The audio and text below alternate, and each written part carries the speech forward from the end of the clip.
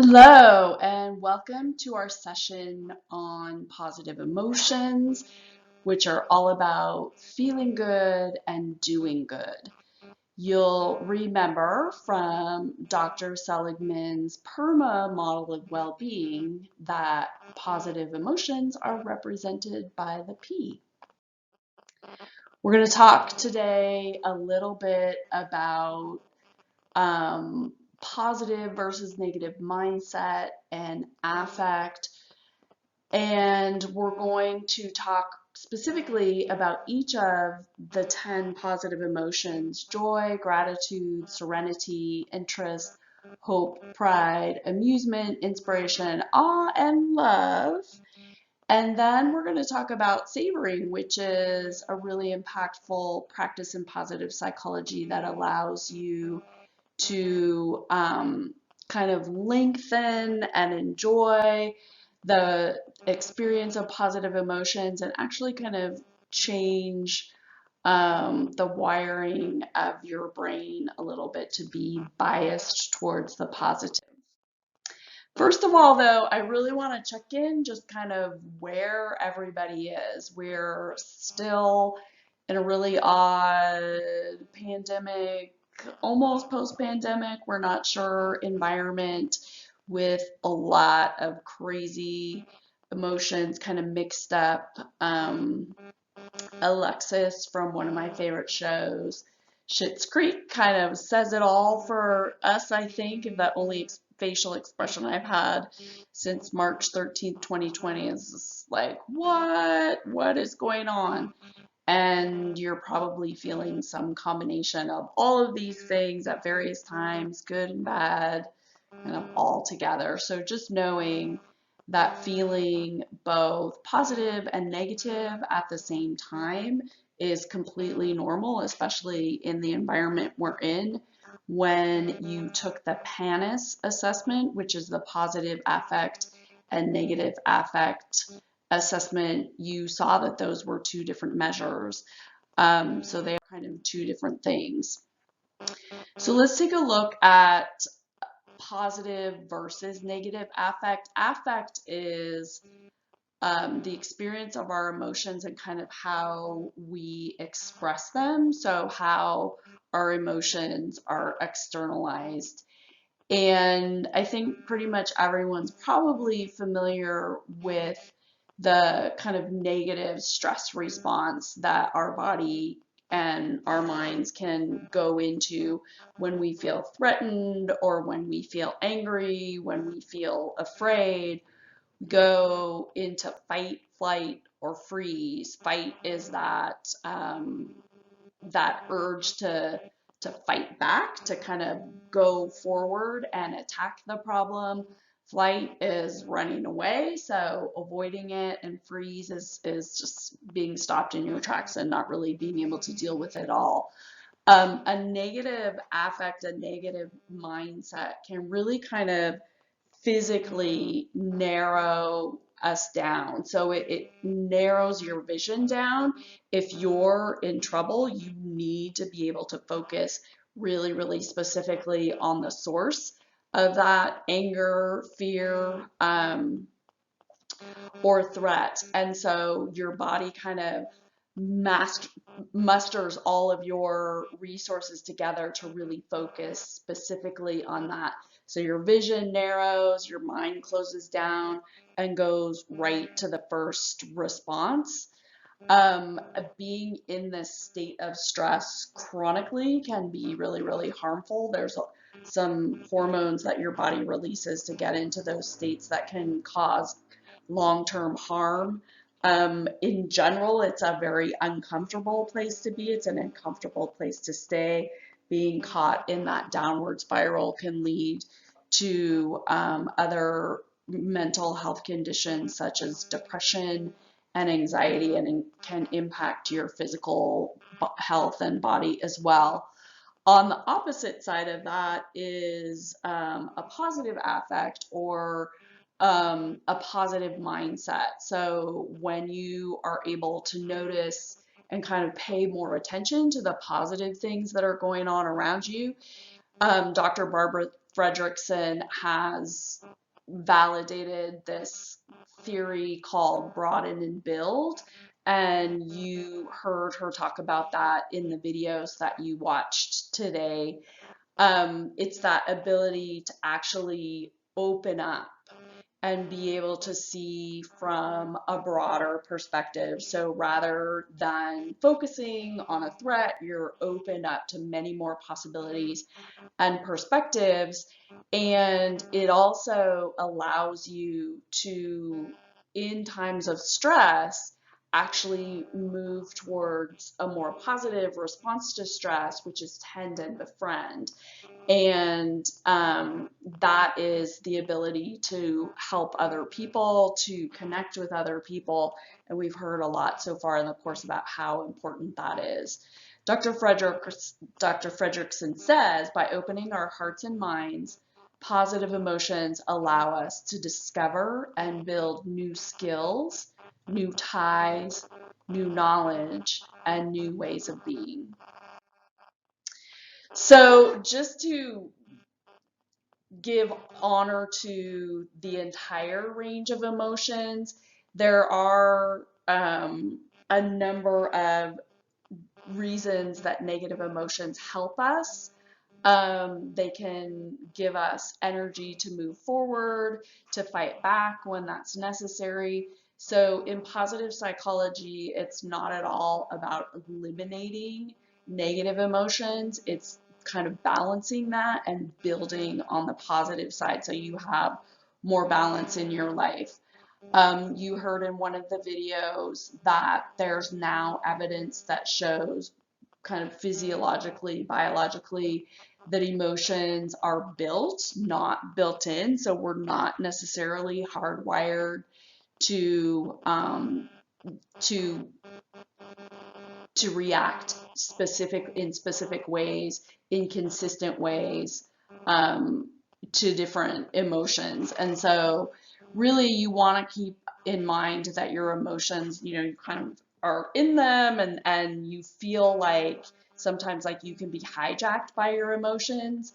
But really they're just data, they're information for you to think about. And as Dr. Feldman Barrett indicated, you're actually able to kind of take that information in and create and construct your own experiences. So an example of that is when you're going in to take a test, your heart beats really fast, your hands might get sweaty, you might kind of feel like your mind is going blank, and you assume that that's test taking anxiety in your experience. That's what it's been. That's kind of what your body is predicting your reaction will be. And actually, physiologically, that same experience can indicate preparation, that you're ready to go in and face something that's challenging, that you're even maybe excited about it. So you can, the way that you read your, the way that you talk to yourself about your emotions and kind of how you experience them is something that's actually pretty much under your control. And we'll talk in some other sessions about some specific ways to do that. But one really good way to do that is called name it and tame it. And this is an emotion wheel. So you have this in the Canvas course as a separate resource. And it lists kind of every emotion that you can possibly think of, sort of in general, the ones that we consider to be uncomfortable or negative. And so this is really helpful for this practice of name it and tame it. Just as an example, you might just, you are so mad and you say to yourself, I am so mad. And with time and practice around mindfulness, you're able to step back to kind of notice that voice in your head, step back, and you're not mad, you feel mad. And then you get a little bit more specific. It's not fair. Okay, talk to yourself some more. What's not fair? Well, I have to admit, I don't like that she was chosen for me, over me for the team. Like, let me just get more specific here. I'm actually really jealous. And you find kind of talk yourself through it that it really kind of was fair. Maybe you weren't meant to be on the team yet, so you practice harder and you can convert that into determination. Kind of easier said than done, but that's a practice just like a lot of the other activities and interventions that you're going to learn about. There are things that you can just practice and you can get better at, and they'll really help you in your day-to-day life managing those emotions that feel uncomfortable or feel negative. So looking more generally at positive emotions, um, as we talked about, the experience of positive emotions enable you to broaden your attention, to build resources, to enhance your resilience by creating a buffer against stress. And Dr. Fredrickson is one of the premier researchers on positive emotions. And these are the 10 that she's identified. And so we're going to talk a little bit about each one of those specifically. But first of all, just want to ask, and you can think about this. I'll give you a sec. How many positive interactions in a day do you think it takes to counteract a single negative one? So we know that humans have a natural tendency towards the negative. So, kind of an example, if you get your report card back and you have all A's except for one B plus, you kind of fixate on that. And so just in your day-to-day interactions, when you have a negative interaction, how many do you need to kind of get back into balance? And so research has shown that it takes 1, 2, 3. So the balance is about 3.1-ish to 1. So for any negative experience, you want to make sure that you're intentionally cultivating positive experiences in your day. Things like just a little pleasant chit chat with the barista when you're getting coffee, bringing some flowers in for your desk, watching a funny cat video, which you can see these are my 3 kitties. So I have 3 and they remind me all the time that that's a good balance. But there is actually research that shows that taking a humor break while you're working boosts productivity.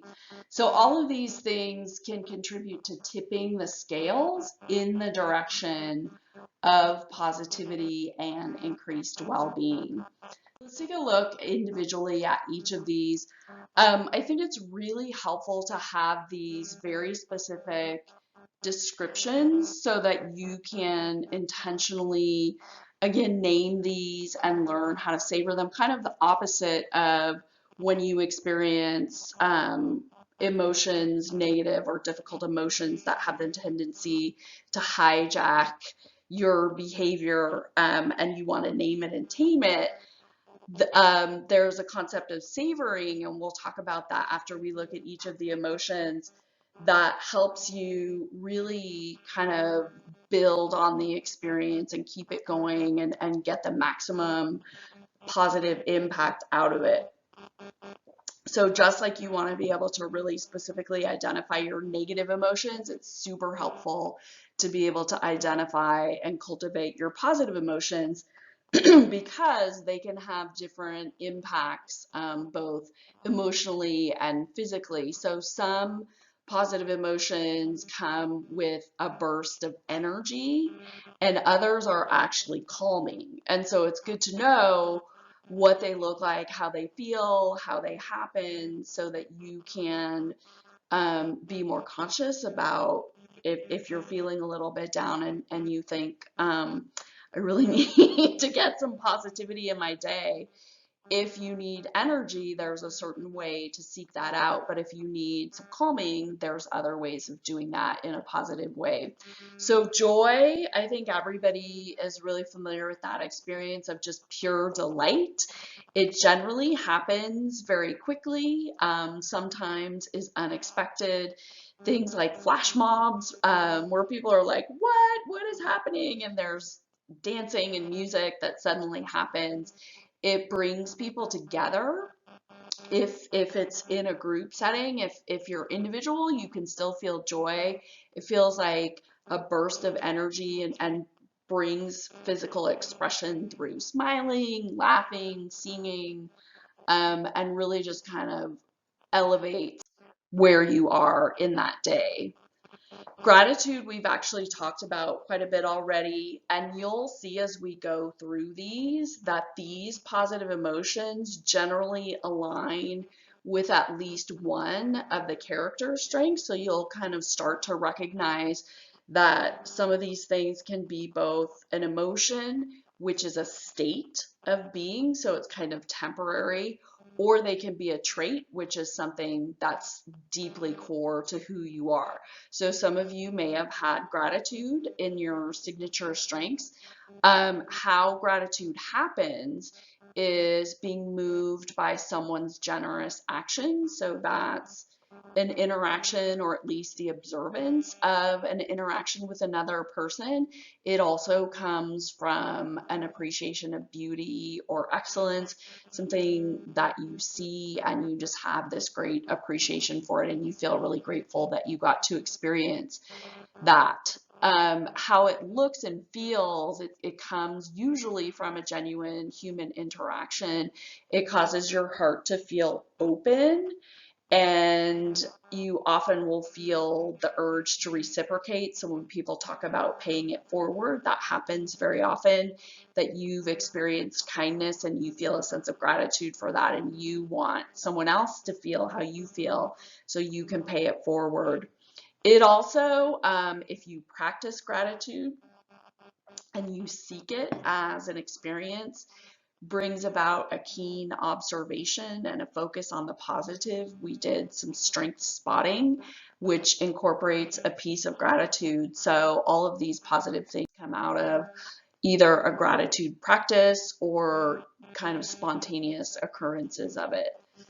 Serenity is actually one of the lower key positive emotions. It's about calmness and peace and quiet contentment.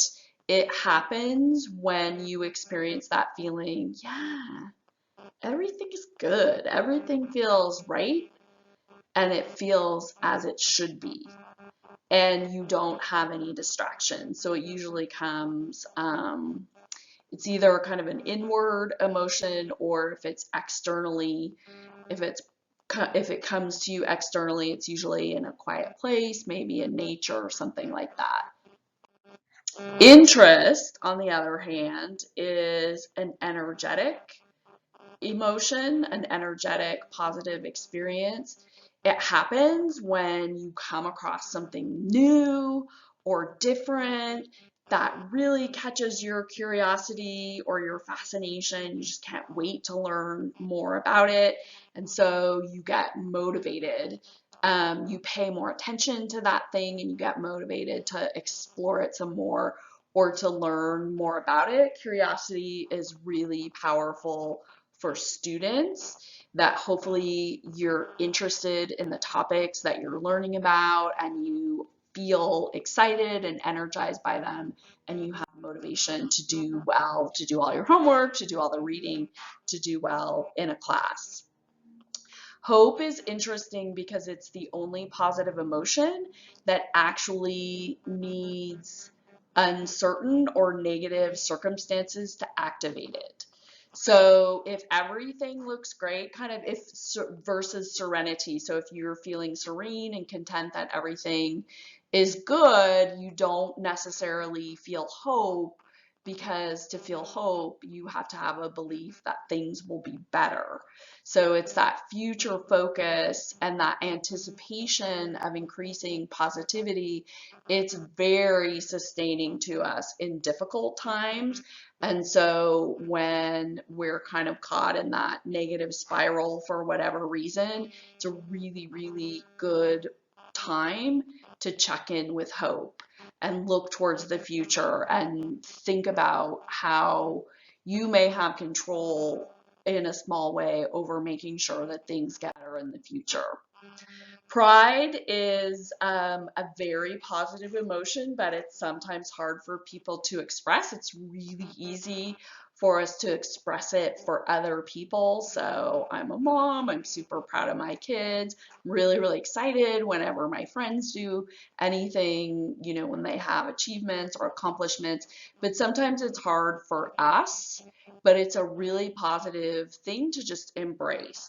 So if you feel pride, it comes about with recognition and celebration of an achievement, whether that's graduation, that's a really big accomplishment, or it's just something really small, like, you know, sticking to a new exercise plan for a week or even a day, and just celebrating that and feeling proud of yourself because you were able to do that. And it looks and feels like an expansion of your best self. And again, we're sometimes kind of self-conscious about it, but we really want to share it with other people, and hopefully you'll feel comfortable to be able to do that. Amusement is aligned with the character strength of humor. So looks and feels like laughing and having a shared understanding of the situation that's funny and feeling connected to other people that are sharing this. If you've ever had the experience of contagious laughter, sometimes it happens in situations where it's not very appropriate. You start to giggle and the people next to you catch that and they can't help but giggle. That actually happened to me one time when a friend and I went to see a play, and we knew it was completely inappropriate, but we just were sort of giggling quietly, and because we were kind of shaking up and down, we were really egging each other on. So it often is surprising. Humor often surprises us. It's the two things put together that don't make sense but end up being really, really funny. And for it to be a really positive experience, you want it to feel safe and lighthearted. There can be some pretty dark sarcasm and humor that doesn't bring about necessarily positive emotions. Inspiration is similar to interest. It's kind of a combination of interest and awe, which we'll talk about in a second, but you know that feeling, that really uplifting feeling of like, yes, if they can do it, I can do it. Or if they're doing something really interesting like that, I'm inspired to do my own thing.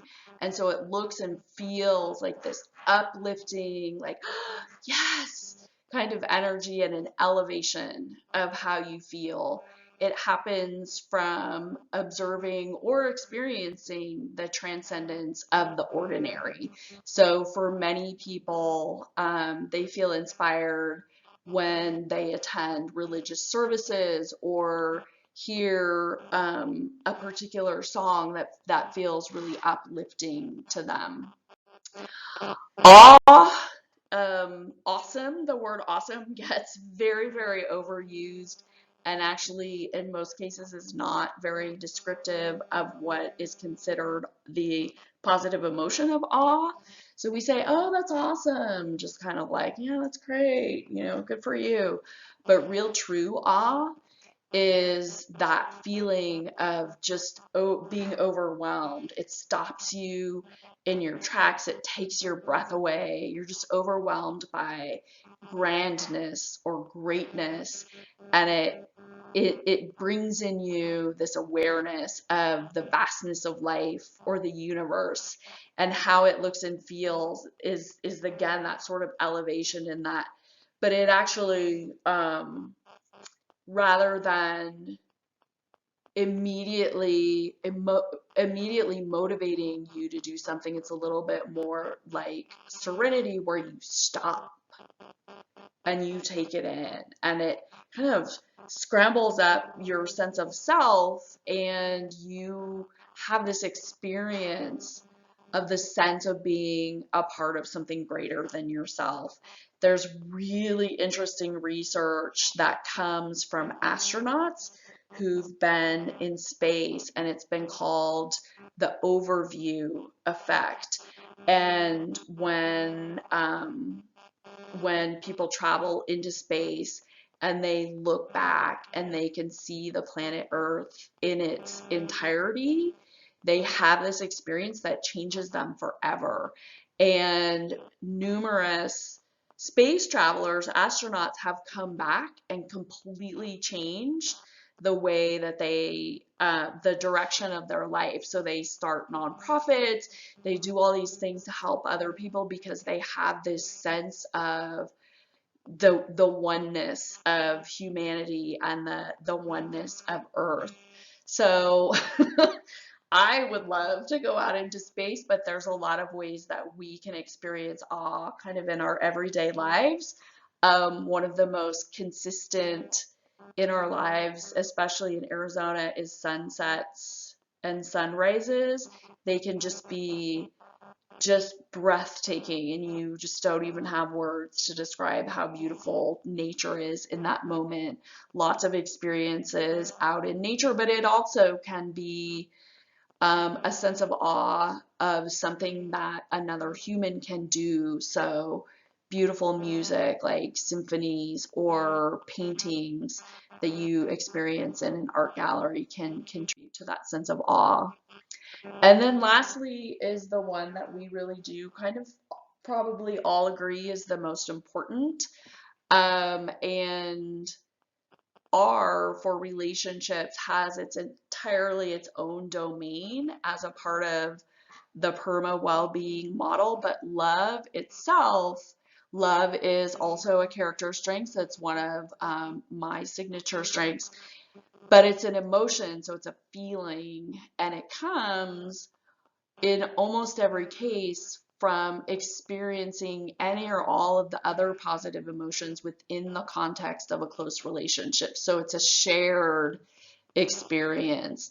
And the way it feels, again, is that kind of warming and opening of your heart. When people feel love, they all often kind of reach up and put their hand over their heart. It's shared emotions, it's physical connection, and it's actually a way for us to feel safe. So we can feel vulnerable, we can be who we are, we can bring our authentic selves to the table when we experience loving relationships. So those are the 10. Hopefully you had lots of thoughts of and memories of times that you've experienced those different emotions, and kind of thinking about ways that you might be able to bring more of them into your life. Savoring is a way to bring that into your life and to really build on and elongate the experience, the positive experience. So unlike negative emotions where we're trying to kind of get rid of them as soon as possible, there are so many benefits that come from being able to experience and appreciate and savor your positive moments. And research has shown that there's kind of 3 stages to savoring, and you may see yourself in one of these, you may see yourself in all of them. People experience this differently and have preferences for the way that they savor things. You may kind of think about people you know that fall into one of these categories. So pre-savoring is imagining and anticipating some amazing good emotions that will come from a future event. So the people that like to do planning, they like to plan trips, it's really fun and motivating for them to be able to put the plans together for a future trip. If you're going to a party, you have some event coming up, just visualizing what it's going to be like, the positives that will come from that. Savoring itself is a part of mindfulness. It's a part of being fully mindful, fully present, and attentive in the moment of experiencing good feelings as they happen and not getting distracted. So we have the tendency to multitask and our minds are running a million miles an hour and we miss things. I mean, people will say, I don't remember. Like I went through my whole wedding and it was such a whirlwind that I barely remember anything. And so it's really, really important to be mindful and stay in the moment and appreciate the good things as they're happening and not be thinking about what's coming next.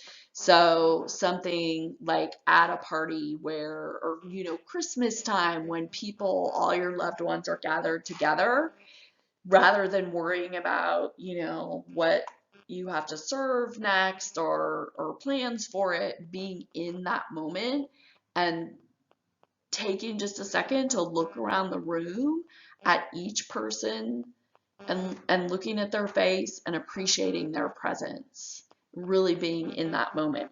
And that helps to really anchor those memories into your mind. And then finally, post savoring. So enjoying and recalling in really vivid detail the feelings that you had in different circumstances.